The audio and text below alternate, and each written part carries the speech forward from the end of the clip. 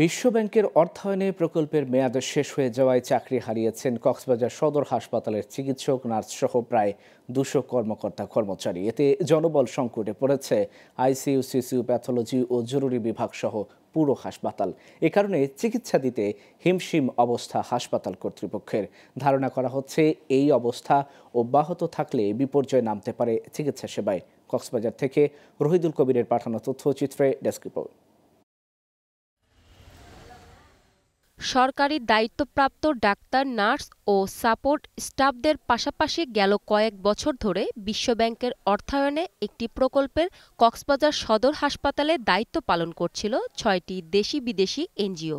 কিন্তু প্রকল্পটি মেয়াদ শেষ হওয়ায় চাকরি হারিয়েছেন কমপক্ষে 200 জন ডাক্তার, নার্স, স্টাফসহ বিভিন্ন পদের কর্মকর্তা কর্মচারীরা। এতে পুরো হাসপাতালে দেখা দিয়েছে জনবল সংকট।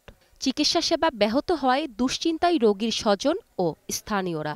আইসিইউ কক্সবাজারের মধ্যে এই সদর হাসপাতালে এই আইসিইউটাই আছে। এটা যদি বন্ধ হয়ে যায় প্রচুর অসুবিধা হবে আমাদের রোগীদের। বর্তমান যে অবস্থা, এই অবস্থায় আমরা কোথায় নিয়ে যাব? এনজিওর মাধ্যমে হোক আর যার মাধ্যমে হোক, এটা এসেছে কক্সবাজারের মানুষের জন্য, জনগণের একটা আশীর্বাদের মতো।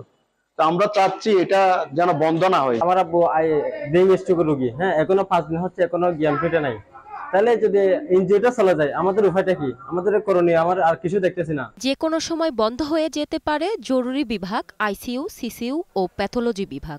আর মানসম্মত চিকিৎসা দিতে বিপাকে পড়েছে হাসপাতাল কর্তৃপক্ষ। যে জনবল সংকটের মাধ্যমে কিভাবে এই আইসিইউ এবং সিসিইউ, আমাদের 25,000 সিসিইউ রয়েছে এবং 10,000 আইসিইউ রয়েছে, তো সেগুলো কিভাবে সঠিকভাবে পরিচালনা করা যায় সেটা নিয়ে আমাদের শঙ্কিত।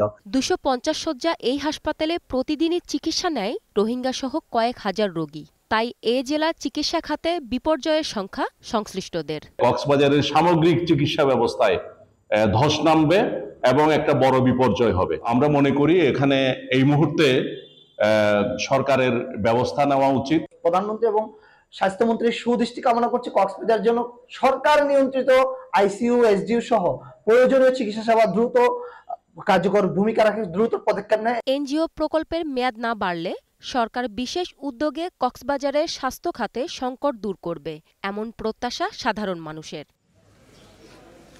Global television news desk.